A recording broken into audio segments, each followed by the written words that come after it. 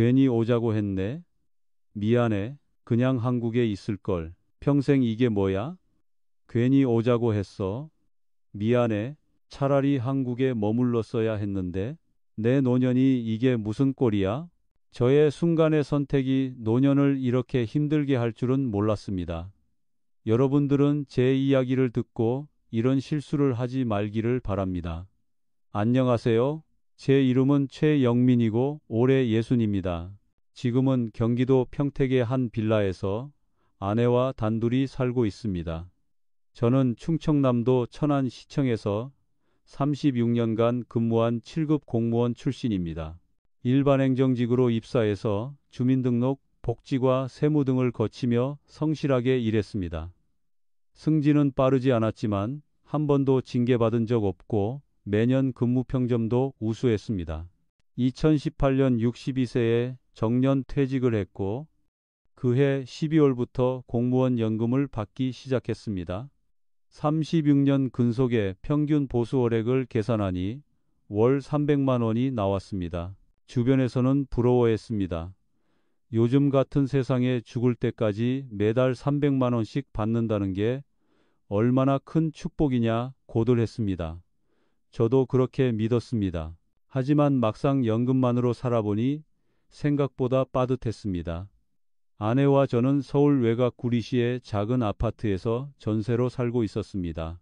18평짜리 낡은 아파트였지만 전세금이 2억 원이나 되었습니다. 서울 접근성이 좋은 지역이라 그나마 싼 편이었습니다. 매달 관리비가 15만 원 나갔고 두 사람 식비로 70만 원은 들어갔습니다. 외식은 거의 안 하고 집에서 해 먹었는데도 그 정도였습니다. 마트 가면 물가가 너무 비쌌습니다.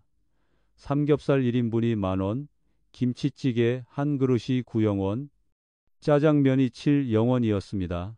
공과금으로 전기세 6만원, 가스비 5만원, 통신비 9만원이 나갔습니다. 아내와 제가 병원에 정기적으로 다녀야 했는데 건강보험 적용받아도 한 달에 20만 원은 들어갔습니다. 저는 혈압약을 먹고 있었고 아내는 당뇨 초기 진단을 받아서 관리 중이었습니다.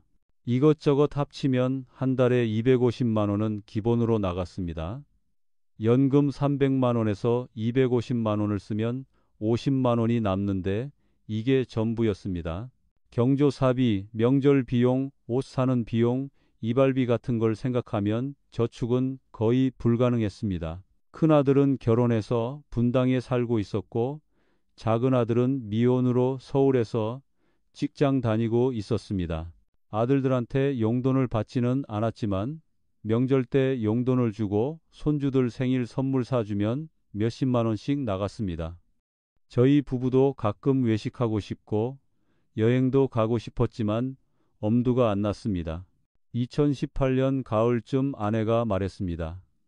이렇게 쪼들리게 살려고 당신이 36년 동안 고생한 건가 싶어서 속상하다고요? 저도 마찬가지였습니다. 공무원 월급이 적어서 평생 허리띠 졸라매고 살았는데 퇴직하고도 여전히 쪼들리니 허탈했습니다. 주변 퇴직 공무원들을 만나보니 다들 비슷한 처지였습니다. 연금이 300만 원 정도 나오는데 전세금 내고 생활비 쓰면 남는 게 없다는 겁니다. 어떤 선배는 연금이 400만 원 나오는데도 빠듯하다고 했습니다. 서울에서 전세 살면서 부부가 병원 다니고 자식들 경조사 챙기다 보면 돈이 모자란다는 거였습니다. 또 다른 동기는 아예 지방으로 내려갔다고 했습니다. 충남 시골에 작은 집 사서 텃밭 가꾸면서 산다고 했습니다. 그게 답인가 싶었지만 서울 근처를 떠나기는 싫었습니다. 아들들도 있고 병원도 좋은 곳이 많았으니까요. 2018년 겨울 동기 모임에서 누군가 동남아 이민 이야기를 꺼냈습니다. 요즘 공무원 퇴직자들이 필리핀이나 태국으로 많이 간다는 거였습니다. 물가가 한국의 3분의 1이라서 연금만으로 여유롭게 살 수 있다고 했습니다. 저는 그 말에 귀가 솔깃했습니다. 집에 돌아와서 인터넷을 뒤지기 시작했습니다. 유튜브에서 필리핀 이민이라고 검색하니 영상이 수백 개 나왔습니다. 대부분 장밋빛 이야기들이었습니다. 한 유튜버는 마닐라에서 월 100만 원으로 호화 생활을 한다고 했습니다. 콘도 월세 30만 원, 식비 40만 원, 나머지는 여가 비용이라는 겁니다. 매일 외식하고 일주일에 2번 골프 치고 주말마다 마사지 받는 영상을 보여줬습니다. 다른 유튜버는 세부에서 산다면서 바닷가 앞 콘도를 보여줬습니다. 월세가 50만 원인데 수영장에 헬스장에 사우나까지 있다고 했습니다. 망고 한 박스가 5영원, 새우 1캐드이 만원, 외식해도 한 끼에 5영원이면 배불리 먹는다고 했습니다. 골프는 평일 만원이면 18홀을 다 칠 수 있고 캐디비까지 포함이라고 했습니다. 마사지는 1시간에 만원, 발 마사지는 5영원이었습니다. 한국에서는 상상도 못할 가격이었습니다. 블로그도 찾아봤습니다. 필리핀 이민 정보를 올린 블로그들이 많았는데 대부분 긍정적이었습니다. 날씨가 따뜻해서 겨울 걱정이 없고 사람들이 친절하며 영어가 통해서 생활하기 편하다고 했습니다. 특히 은퇴비자 SRRB가 장점이라고 했습니다. 50세 이상이면 신청 가능하고 5만 달러만 필리핀 은행에 예치하면 평생 거주할 수 있다는 겁니다. 5만 달러는 당시 환율로 6천만 원 정도였습니다. 그 돈을 묶어두면 비자가 나오고 출입국이 자유로우며 필리핀에서 합법적으로 살 수 있었습니다. 나중에 한국 돌아가고 싶으면 예치금을 다시 찾을 수도 있다고 했습니다. 저는 흥분되기 시작했습니다. 한국에서는 전세금 2억 원에 매달 250만 원 쓰면서 쪼들리게 사는데 필리핀에서는 월 100만 원으로 호화 생활을 할 수 있다니 아내에게 조심스럽게 말을 꺼냈습니다. 필리핀 이민을 생각해 보는 게 어떻겠냐고요? 처음에 아내는 놀랐습니다. 갑자기 무슨 소리냐며 반대했습니다. 아들들도 있고 손주들도 있는데 어떻게 외국에 가서 사냐고 했습니다. 하지만 제가 유튜브 영상을 보여주면서 설득했습니다. 이렇게 좋은 환경에서 여유롭게 살 수 있다고, 한국에서는 돈 아끼느라 외식도 못하는데 필리핀에서는 매일 외식해도 된다고 했습니다. 날씨도 따뜻해서 아내 관절에도 좋을 거라고 말했습니다. 한국 겨울이 춥고 건조해서 아내가 매년 고생했거든요. 필리핀은 1년 내내 여름이라 겨울옷도 필요 없고 난방비도 안 든다고 했습니다. 아내는 한참을 고민하더니 말했습니다. 한번 가서 살아보고 안 맞으면 돌아오면 되지 않겠냐고요? 저는 그렇다고 대답했습니다. 마음에 안 들면 언제든 한국 돌아올 수 있다고 안심시켰습니다. 2019년 초부터 본격적으로 준비를 시작했습니다. 먼저 필리핀 은퇴 비자 SRRV를 신청하기 위해 서류를 준비했습니다. 여권, 건강진단서, 무죄증명서, 재정증명서 같은 것들이었습니다. 비자 대행 업체를 통해 신청했는데 대행 수수료가 각각 200만 원씩 총 400만 원이 들어갔습니다. 부부 합쳐서 예치금 6천만 원과 대행비 400만 원, 총 6,400만 원이 필요했습니다. 구리시 전세를 빼니 2억 원이 들어왔고 그 돈을 은행에 예금으로 넣었습니다. 당시 정기 예금 금리가 2% 정도였으니 1년에 400만 원 이자가 나왔습니다. 400만 원을 빼면 1억 600만 원이 남았습니다. 이 돈은 비상금으로 남겨두기로 했습니다. 급할 때 쓸 수 있도록 일부는 정기예금, 일부는 자유입출금 통장에 넣었습니다. 아들들한테도 이야기했습니다. 큰아들은 걱정스러워했지만 아버지가 결정하신 거면 응원한다고 했습니다. 작은아들은 오히려 부러워했습니다. 자기도 나중에 퇴직하면 그렇게 살고 싶다고 했습니다. 2019년 3월 비자가 나왔고 저희 부부는 필리핀행 비행기에 올랐습니다.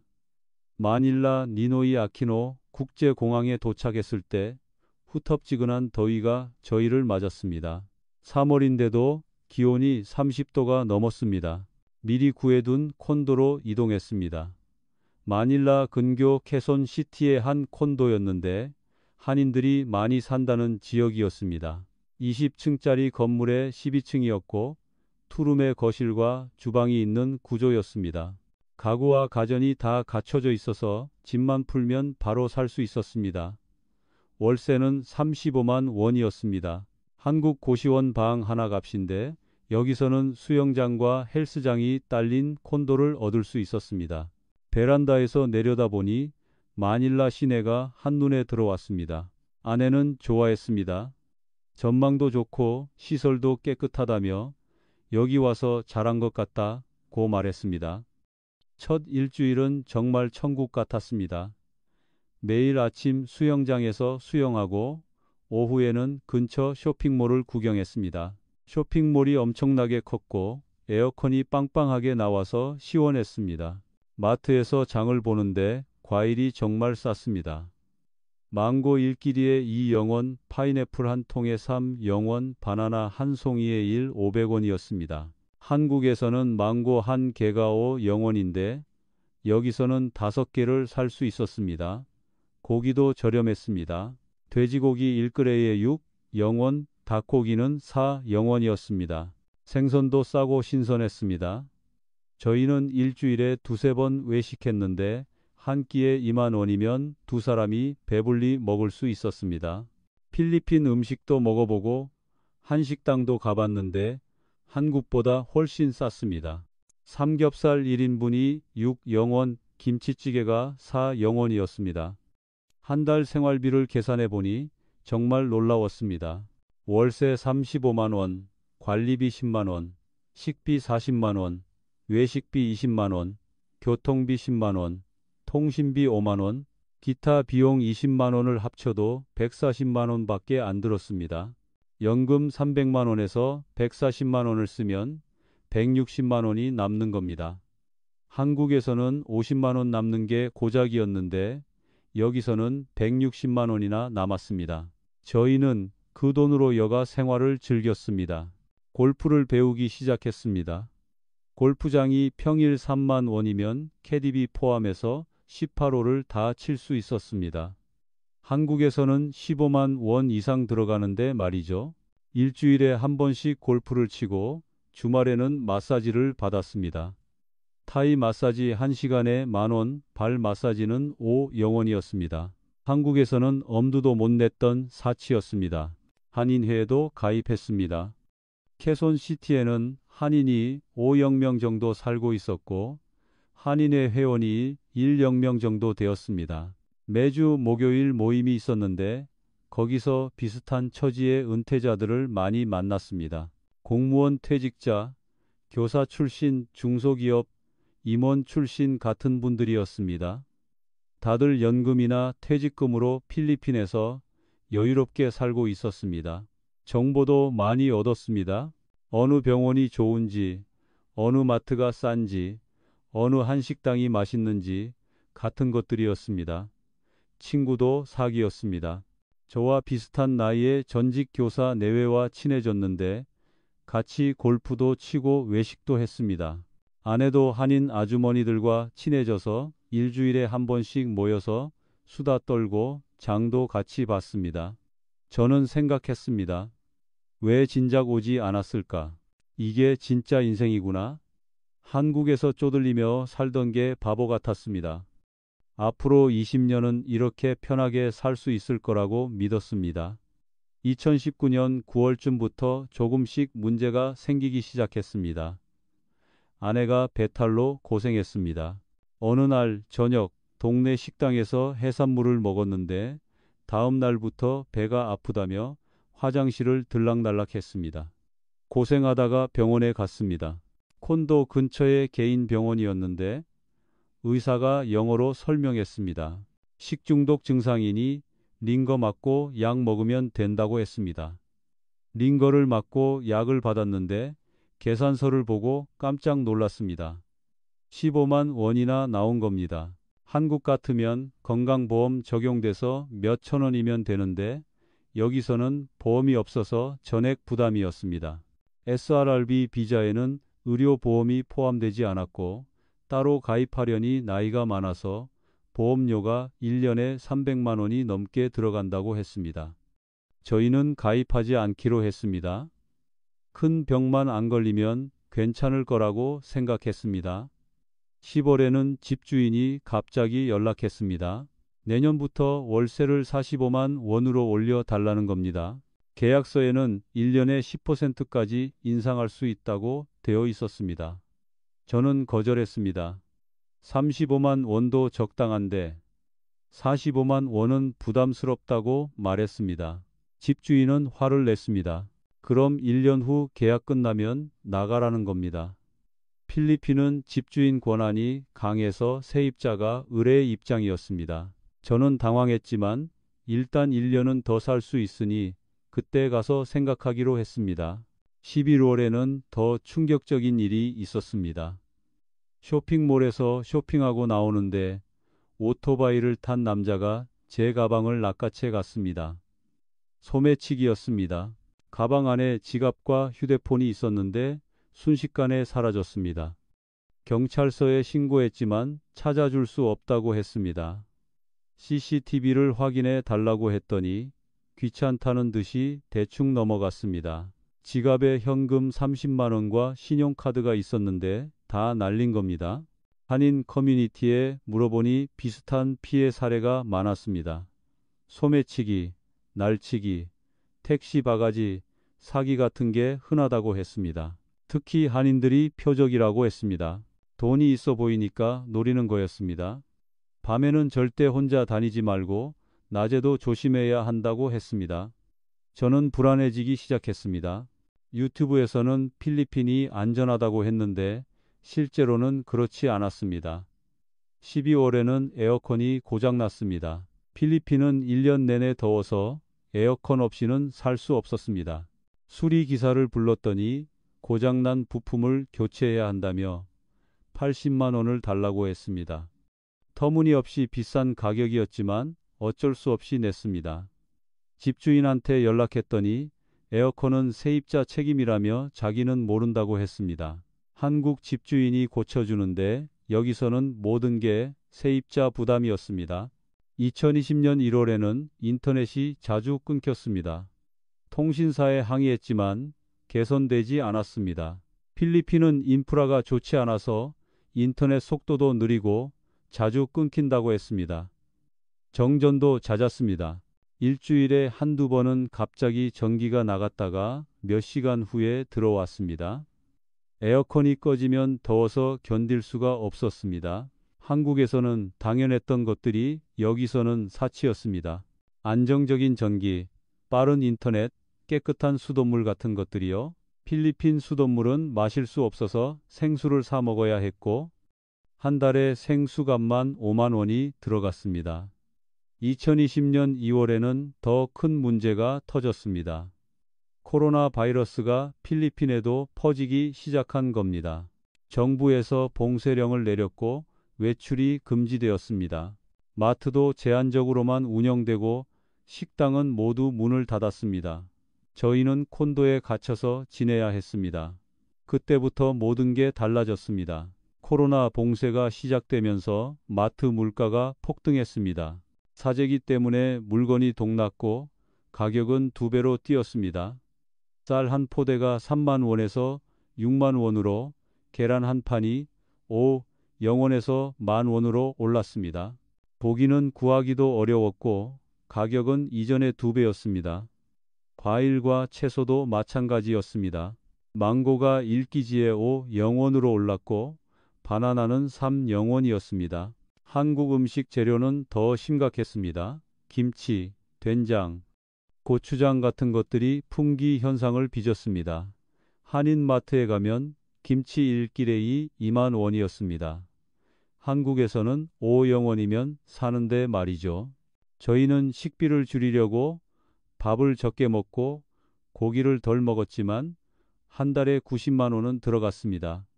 예전에 40만 원이던 식비가 2배 이상 오른 겁니다. 4월에는 비자 연장을 하러 이민청에 가야 했습니다. SRRV는 1년에 한 번 연장 신고를 해야 했는데 비용이 각각 10만 원씩 총 20만 원이었습니다. 이민청에 가니 직원이 노골적으로 뇌물을 요구했습니다. 빨리 처리해 주려면 80만 원을 더 달라는 겁니다. 안 주면 처리가 몇 달 걸릴 수도 있다고 협박했습니다. 저는 황당했지만 어쩔 수 없이 주머니에서 돈을 꺼냈습니다. 부패가 일상화된 나라였습니다. 5월에는 에어컨이 또 고장났습니다. 이번에는 실외기 문제라며 100만 원을 달라고 했습니다. 다른 업체를 알아봤지만 비슷한 가격이었습니다. 더운 날씨에 에어컨 없이는 살 수 없어서 어쩔 수 없이 고쳤습니다. 6월에는 콘도 엘리베이터가 고장났는데 관리사무소에서 수리비를 세대별로 분담한다며 50만 원을 청구했습니다. 한국 관리비에 포함되는데 여기서는 별도로 받는 거였습니다. 7월에는 냉장고가 고장났습니다. 오래된 제품이라 수리가 안 된다며 새 제품을 사야 한다고 했습니다. 중고 냉장고를 사는데 120만 원이 들어갔습니다. 8월에는 수도관이 터져서 물이 안 나왔습니다. 배관 수리비로 60만 원을 냈습니다. 9월에는 인터넷 공유기를 바꿔야 한다며 5만 원을 청구했고 10월에는 가스레인지가 고장나서 40만 원을 들여 수리했습니다. 예상하지 못한 지출이 계속 생겼습니다. 한국에서는 집주인이나 관리사무소에서 처리해 주던 것들이 여기서는 모두 세입자 부담이었습니다. 11월에 생활비를 계산해 보니 충격적이었습니다. 월세 35만 원, 관리비 10만 원, 식비 90만 원, 각종 수리비를 월하라면 50만 원, 비자 연장비 2만 원, 생수와 생필품 30만 원, 통신비 10만 원을 합치면 227만 원이 나왔습니다. 연금 300만 원에서 227만 원을 쓰면 73만 원밖에 안 남는 겁니다. 처음에는 160만 원이 남았는데 지금은 73만 원밖에 안 남았습니다. 골프도 끊었고 마사지도 안 갔습니다. 외식도 거의 안 했습니다. 그런데도 돈이 모자랐습니다. 무엇보다 걱정되는 건 건강이었습니다. 저는 혈압약을 먹어야 했는데 한국에서 가져온 약이 떨어졌습니다. 필리핀 병원에 가서 처방받으려니 진찰비에 약값까지 한 달에 30만 원이 들어간다고 했습니다. 한국에서는 건강보험 적용받아서 1만 원이면 되는데 말이죠. 아내도 당뇨 약이 필요했는데 한 달에 20만 원이었습니다. 저희는 한국에 있는 아들한테 부탁해서 약을 보내달라고 했습니다. 택배비까지 들어가서 번거로웠지만 그게 더 쌌습니다. 12월에는 아내가 말했습니다. 이렇게 사는 게 맞냐? 고, 생각보다 돈이 많이 든다. 고, 한국이 그립다. 고 했습니다. 저도 마음이 흔들렸지만 아직 1년밖에 안 됐으니 조금 더 버텨보자고 말했습니다. 코로나가 끝나면 나아질 거라고 믿었습니다. 2021년 2월 저한테 큰 문제가 생겼습니다. 소변을 자주 보고 목이 말라서 물을 많이 마셨습니다. 몸무게도 줄어들고 피곤했습니다. 한인이 운영하는 병원에 갔더니 당뇨 진단이 나왔습니다. 공복 혈당이 200을 넘었고 당화 혈색소가 9.5였습니다. 정상은 5.7 이하인데 거의 2배였습니다. 의사가 말했습니다. 당장 약을 먹고 식이 조절을 해야 한다고, 방치하면 합병증이 온다고 했습니다. 일단 검사비로 20만 원을 냈고 한 달치 약값이 30만 원이었습니다. 매달 진료를 받아야 하는데 진찰비가 15만 원이었습니다. 합치면 한 달에 45만 원이 들어가는 겁니다. 저는 절망스러웠습니다. 아내 약값 20만 원까지 합치면 건강 관련 비용만 월 65만 원이었습니다. 연금의 5분의 1 이상이 병원비로 나가는 셈이었습니다. 3월에는 아내 치아에 문제가 생겼습니다. 어금니가 심하게 썩어서 빼야 한다고 했습니다. 그리고 임플란트를 해야 한다는 겁니다. 한인 치과에 가서 상담받으니 임플란트 한 개에 200만 원을 달라고 했습니다. 한국에서는 100만 원 정도인데 여기서는 2배였습니다. 외국인이라서 비싸게 받는 거였습니다. 저희는 고민했습니다. 200만 원은 너무 큰 돈이었습니다. 결국 한국에 가서 치료받기로 했습니다. 비행기표가 왕복 60만 원이었지만 그래도 200만 원보다는 쌌습니다. 4월에 아내가 한국에 가서 치과 치료를 받고 왔습니다. 한국에서 임플란트 한 개에 120만 원을 냈고 비행기와 합치면 180만 원이 들어갔습니다. 그나마 20만 원을 아낀 셈이었습니다. 하지만 문제는 이게 끝이 아니라는 거였습니다. 나이가 들면서 치아 문제는 계속 생길 텐데 그때마다 한국에 갈 수는 없었습니다. 5월에는 더 큰 공포가 찾아왔습니다. 저는 어느 날 갑자기 가슴이 답답하고 숨이 찼습니다. 식은땀이 나고 어지러웠습니다. 아내가 급히 택시를 잡아서 병원 응급실로 갔습니다. 심전도를 찍고 혈액 검사를 했더니 협심증 의심 증상이라고 했습니다. 관상 동맥이 좁아져서 생기는 병인데 심할 경우 심근경색으로 이어질 수 있다고 했습니다. 정밀 검사를 받으려면 입원해야 하고 비용이 500만 원 정도 든다고 했습니다. 저는 깜짝 놀랐습니다. 500만 원이요? 그 돈이 어디 있습니까? 의사는 어깨를 으쓱했습니다. 보험이 없으면 어쩔 수 없다는 표정이었습니다. 저는 일단 응급처치만 받고 나왔습니다. 응급실비만 60만 원이 나왔습니다. 집에 돌아와서 아내와 심각하게 이야기했습니다. 만약 큰 병이 생기면 어떻게 하냐고요? 필리핀 병원 수준을 믿을 수가 없다고 한국에 가야 하는데 한국에는 건강보험이 없다고 했습니다. 저희는 2019년에 필리핀으로 이민 오면서 한국 건강보험 자격을 잃었습니다. 해외 장기 체류자는 건강보험 적용에서 제외되었습니다. 다시 가입하려면 귀국해서 3개월 이상 거주 실적을 증명해야 하고 그동안 밀린 보험료를 다 내야 했습니다. 2년 넘게 안 낸 보험료가 누적되어 있었습니다. 7월에 아내가 말했습니다. 한국에 돌아가자고. 여기서는 큰 병 걸리면 죽을 것 같다고요? 저도 동의했습니다. 건강이 제일 중요하다는 걸 깨달았습니다. 돈을 아껴서 뭐 하나요? 아프면 다 소용없는데요. 하지만 돌아가려니 막막했습니다. 한국에는 집도 없었습니다. 2억 원을 예금에 넣어뒀는데 2년 반 동안 6천만 원을 썼습니다. 비자 예치금 400만 원을 회수하면 1억 4천만 원이 되지만 그걸로 전세를 얻고 살려니 빠듯했습니다. 8월에 코로나 확진자가 폭증하면서 필리핀 전역이 다시 봉쇄되었습니다. 저희는 콘도에 갇혀서 지내면서 하루하루 한국 가는 날만 기다렸습니다. 2021년 12월 봉쇄가 조금 풀리면서 저희는 귀국 준비를 시작했습니다. 먼저 SRRV 예치금을 회수하기 위해 이민청에 신청했습니다. 복잡한 서류를 준비해야 했고 처리 기간이 최소 3개월이라고 했습니다. 빨리 해달라고 하니 또 뇌물을 요구했습니다. 100만 원을 주면 한 달 안에 해주겠다는 겁니다. 저는 화가 났지만 빨리 한국에 가고 싶어서 돈을 줬습니다. 22년 1월 말에 예치금이 회수되었는데 환율 수수료와 각종 명목으로 500만 원을 떼어갔습니다.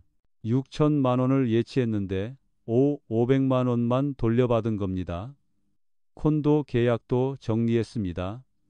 1년 계약이 남았지만 위약금 100만 원을 내고 나왔습니다. 가구와 살림살이는 한인한테 헐값에 팔았습니다. 300만 원 정도 받았습니다. 2월 초 인천공항에 도착했을 때 저는 울컥했습니다. 3년 만에 돌아온 한국이었습니다. 깨끗한 공항, 친절한 직원들, 빠른 인터넷이 모든 게 감사했습니다. 작은 아들네 집에 짐을 풀고 당분간 얹혀 살기로 했습니다. 아들은 괜찮다고 했지만 저희는 눈치가 보였습니다. 빨리 집을 구해야 했습니다. 예금 잔액을 확인해 보니 8천만 원이 남아 있었고 필리핀에서 가져온 돈 500만 원과 합치면 1억 500만 원이었습니다. 서울은 전세금이 너무 비싸서 지방을 알아봤습니다. 경기도 평택에 괜찮은 빌라가 있었습니다. 15평짜리 투룸인데 전세금이 1억 2천만 원이었습니다. 계약하고 나니 남은 돈이 500만 원밖에 안 되었습니다. 3년 전에 2억 원이었던 자산이 1억 500만 원으로 줄어든 겁니다. 500만 원을 날린 셈이었습니다. 3월에 건강보험 재가입을 신청했습니다. 해외 체류 기간 동안 밀린 보험료와 가산금을 계산하니 800만 원이 나왔습니다. 그 돈을 다 내고 나서야 자격이 복원되었습니다. 앞으로 매달 보험료도 내야 했는데 지역 가입자 기준으로 월 20만 원이었습니다. 연금 300만 원에서 건강보험료 20만 원을 제하면 280만 원이 남았습니다. 4월에 병원에 갔습니다. 저는 당뇨와 협심증 관리를 위해 종합검진을 받았고 아내는 당뇨와 치과 검진을 받았습니다. 건강보험이 적용되니 비용이 확 줄었습니다. 제 검진비가 30만 원, 아내 검진비가 20만 원, 두 사람 약값이 한 달에 5만 원이었습니다. 필리핀에서는 65만 원 들었던 게 한국에서는 5만 원이면 되는 겁니다. 저는 건강보험에 고마움을 절실히 느꼈습니다. 한국이 얼마나 좋은 나라인지 깨달았습니다. 5월부터 평택 빌라에서 생활하기 시작했습니다. 월 생활비를 계산해 보니 식비 60만 원, 관리비 10만 원, 공과금 20만 원, 통신비 10만 원, 교통비 10만 원, 병원비 5만 원, 기타 비용 30만 원을 합치면 145만 원이었습니다. 건강보험료 20만 원까지 합치면 165만 원이 나갔습니다. 연금 300만 원에서 165만 원을 쓰면 135만 원이 남았습니다. 필리핀에서 처음 살 때보다 적게 남지만 안정적이었습니다. 병원 걱정도 없고 치안 걱정도 없었습니다. 정전도 없고 인터넷도 빨랐습니다. 수돗물도 마실 수 있고 대중교통도 편리했습니다. 아내는 한국 돌아오길 정말 잘했다며 안도했습니다. 저도 마찬가지였습니다. 비록 돈을 많이 날렸지만 건강하게 살아 돌아온 게 어디냐 싶었습니다. 필리핀에서 큰 병 걸렸으면 정말 큰일 날 뻔했습니다. 큰아들이 말했습니다. 아버지가 무사히 돌아오셔서 다행이다고 이제 한국에서 편하게 사시라고 했습니다. 저는 고개를 끄덕였습니다. 이제는 어디 안 간다. 한국이 최고다. 지금 돌이켜보면 필리핀 이민이 왜 실패했는지 명확합니다. 유튜브 정보의 함정. 첫째는 유튜브 정보가 현실과 달랐습니다. 유튜브에 나오는 사람들은 대부분 젊고 건강했습니다. 40대나 50대 초반이었고 한국에서 사업을 하거나 수입이 있는 사람들이었습니다. 그들에게 필리핀은 부업 소득으로 여유롭게 사는 곳이었습니다. 하지만 저처럼 60대 이상 은퇴자에게는 달랐습니다. 건강 문제가 생기면 의료비가 폭증했고 보험이 없어서 모든 게 전액 부담이었습니다. 유튜버들은 이런 부분을 말하지 않았습니다. 그들은 광고 수익을 위해 좋은 면만 보여주고 나쁜 면은 숨겼습니다. 저는 그걸 믿고 따라갔다가 큰 손해를 봤습니다. 건강보험의 중요성 과소평가, 둘째는 의료보험이 없으면 안 된다는 겁니다. 나이가 들수록 병원에 자주 가게 됩니다. 혈압, 당뇨, 관절염, 치아 문제 같은 게 계속 생깁니다. 한국에서는 건강보험이 있어서 부담이 적지만 필리핀에서는 전액 본인 부담입니다. 민간보험에 가입하려니 나이가 많아서 보험료가 1년에 300만 원 이상 들어갑니다. 연금 300만 원 받는데 보험료로 300만 원을 내면 남는 게 없습니다. 그렇다고 보험 없이 살기에는 너무 위험합니다. 큰 병 걸리면 치료비가 수천만 원 나올 수도 있습니다. 한국 건강보험은 정말 대단한 제도입니다. 저는 한국을 떠나서야 이 사실을 깨달았습니다. 치안 및 인프라 문제. 셋째는 치안과 인프라가 중요하다는 겁니다. 필리핀은 소매치기, 사기, 부패가 일상화된 나라입니다. 외국인은 특히 표적이 됩니다. 경찰도 믿을 수 없고 법도 제대로 작동하지 않습니다. 전기는 자주 나가고 인터넷은 느리며 수돗물은 마실 수 없습니다. 한국에서 당연하게 누리던 것들이 전혀 당연하지 않았습니다. 안전하게 걸어 다닐 수 있는 거리, 24시간 전기, 빠른 인터넷, 깨끗한 수돗물, 이런 것들이 얼마나 소중한지 알게 되었습니다. 실제 물가와 예상치 못한 지출, 넷째는 물가가 생각보다 싸지 않다는 겁니다. 유튜브에서는 월 100만 원이면 황제처럼 산다고 했지만 실제로는 그렇지 않았습니다. 집값은 계속 오르고 예상치 못한 지출이 많았습니다. 에어컨, 냉장고, 수도관 같은 것들이 자주 고장났고 수리비가 비쌌습니다. 코로나 때문에 물가가 폭등했고 한국 음식은 더 비쌌습니다. 결국 한 달에 200만 원 이상 들어갔습니다. 한국에서 지방 소도시에 살면서 소박하게 지내는 것과 별 차이가 없었습니다. 연금만으로는 부족한 노후, 다섯째는 연금만으로는 어디서든 여유롭지 않다는 겁니다. 월 300만 원은 큰 돈처럼 보이지만 실제로 쓰다 보면 빠듯합니다. 필리핀도 한국도 마찬가지였습니다. 여유롭게 살려면 최소한 5억 이상 자산이 있어야 합니다. 연금만으로는 기본 생활은 가능하지만 여행이나 취미 생활 같은 여유는 부리기 어렵습니다. 고령 이민의 위험성. 여섯째는 나이 들어서 이민은 위험하다는 겁니다. 젊을 때는 적응력이 좋고 건강 문제도 적어서 해외 생활이 가능합니다. 하지만 60대 이상은 다릅니다. 언어도 어렵고 문화도 다르며 건강 문제가 생기기 시작합니다. 고향과 가족을 떠나서 낯선 땅에서 사는 게 생각보다 외롭고 힘듭니다. 이런 감정적인 부분은 유튜브에서 말하지 않습니다. 만약 지금 필리핀 이민을 고민하시는 분이 계시다면 제 이야기를 꼭 새겨 들으시길 바랍니다. 유튜브 정보를 맹신하지 마세요.